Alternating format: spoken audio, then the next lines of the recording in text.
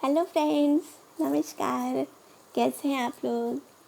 और 15 अगस्त की कहानी मैं आप लोग के लिए लेके आई हूँ, जिसका नाम है नींव के पत्थर।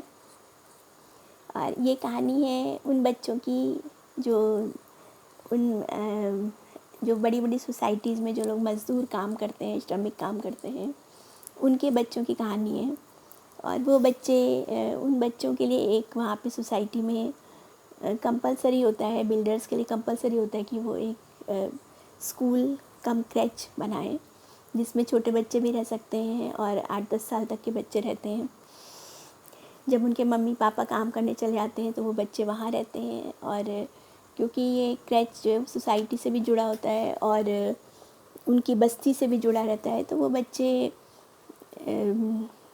कुछ समय क्रैच में रहते हैं, फिर उसके बाद जब उनका मन होता है वो घर चले जाते हैं, फिर आ जाते हैं। इस तरीके से घूमते रहते हैं।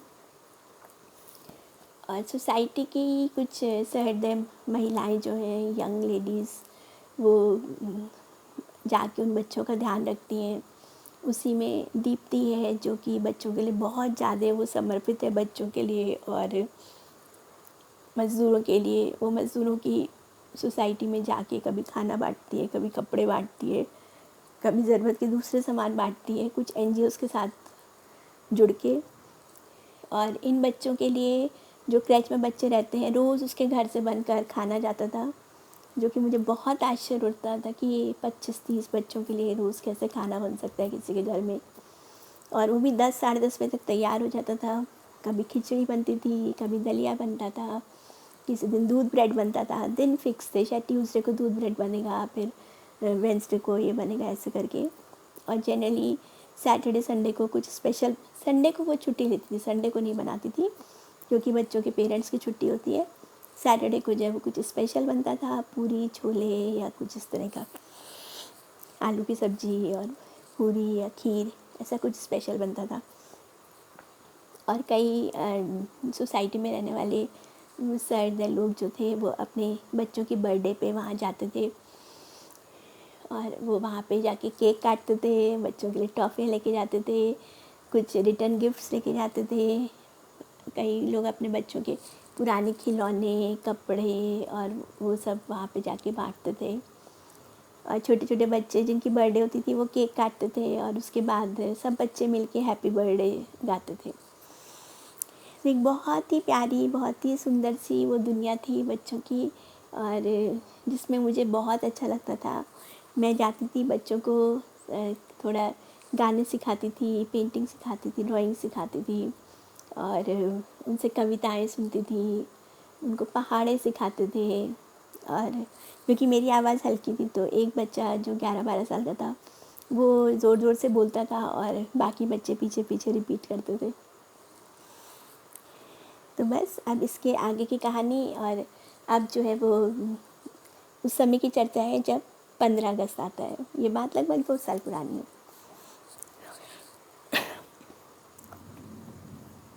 फिर आया 15 अगस्त। एक दिन पहले शाम को मैंने बच्चों के साथ मिलकर स्कूल को खूब सजाया। स्कूल की सफ़ेद मटमैली दीवारों पर रंगीन चौक से मछली, फूल और झंडे बनाए। रंगीन झंडियों और गुब्बारों से उस छोटे से स्कूल को गुलशन बना दिया।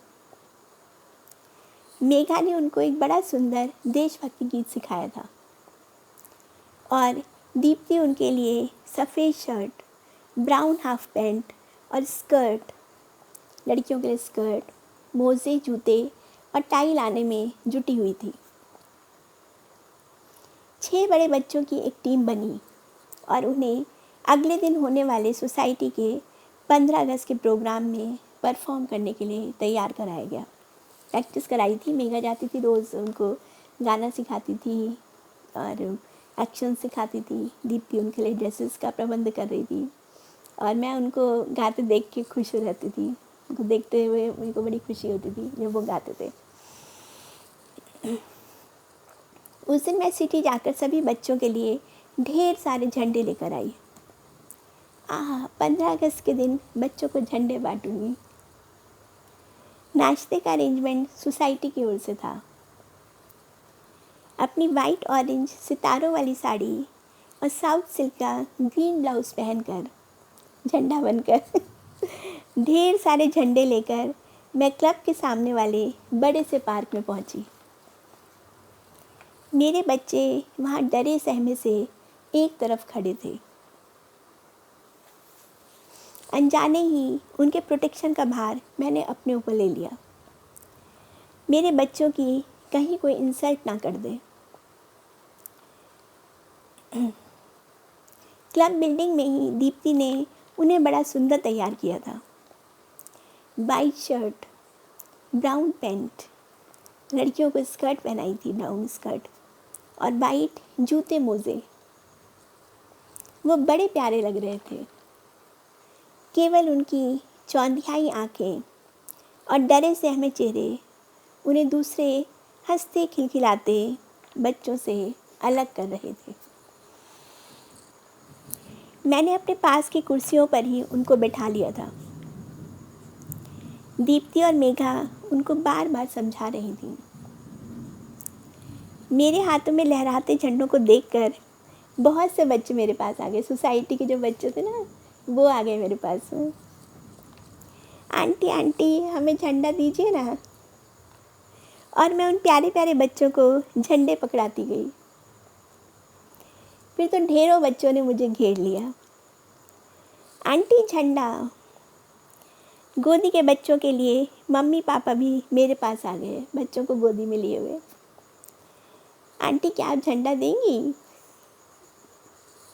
और झंडे थमाती मैं आनंद, आश्चर्य और खुशी से आत्मविभोर हो गई थी।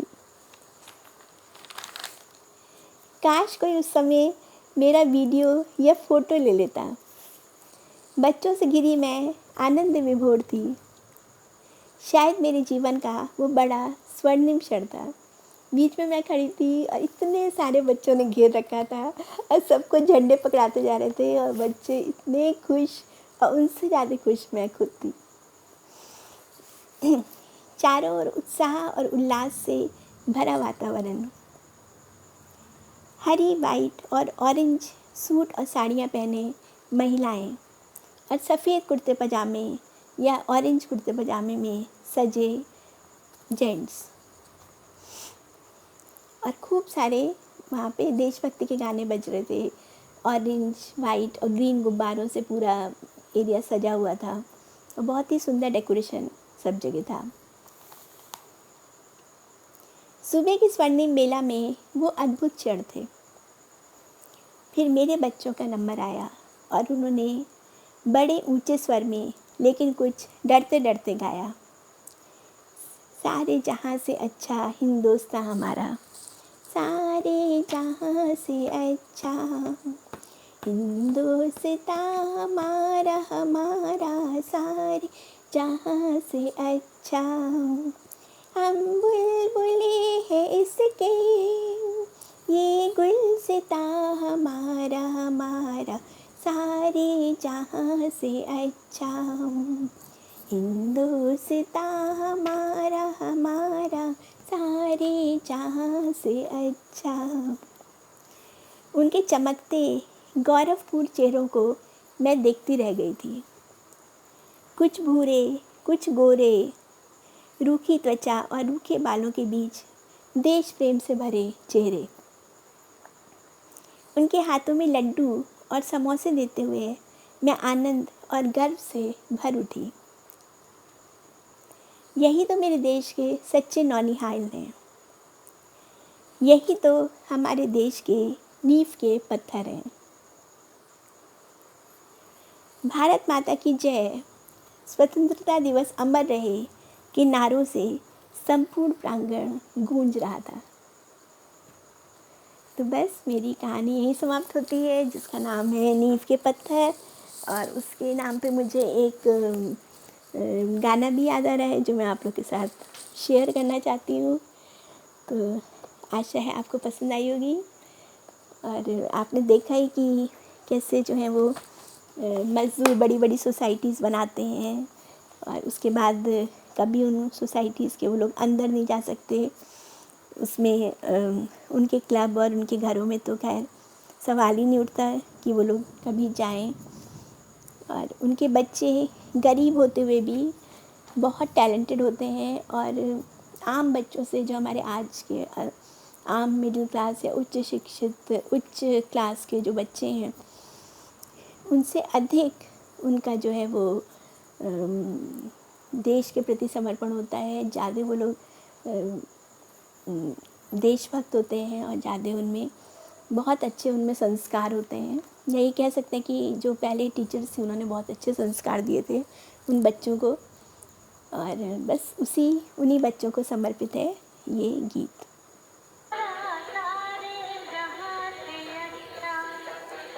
हिंदुस्ता हमारा